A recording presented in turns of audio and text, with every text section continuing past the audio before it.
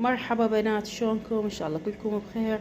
اليوم جبت لكم موديل كلش حلو، اتمنى يعجبكم. فد شي بسيط كلش وبنفس الوقت نزاكه. شوفوا الجمال مالته،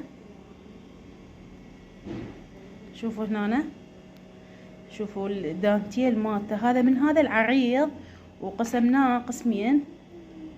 شوفوا هنا صار هذا القسم الاعرض من عنده وهذا الاقصف، سويناه هيجي كموديل وفيكه. اتمنى يعجبكم، فد موديل كلش حلو. شوفوا هنا الصدر، شوفوا هنا الفيونكات اللي خليناها هنا. شوفوا الفيكات، هاي الفيونكات.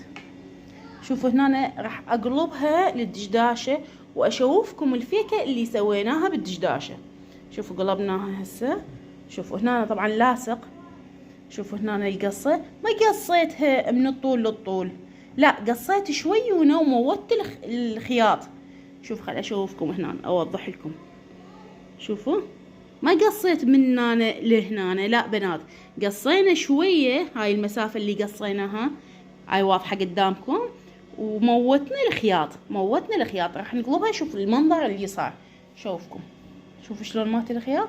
اللي يتضح هيجي انه هي قصه راقيه وحلوه كلش. شوفوا مش قد حلوه. هنا طبعا بعدنا ما مخلصين الردن، هذا الظهر عفته على النص. شوفوا مشلب بالماكينه هنا هذا قاعد اسوي البرواز مال الظهر. شوفوا هذا البرواز او التغليفه مال الظهر، ما يعرفكم اغلب البرواز شنو تغليفه. عفتها على الماكينه بعد، بس حبيت اشوفكم هذا الموديل. اتمنى يعجبكم وينال اعجابكم.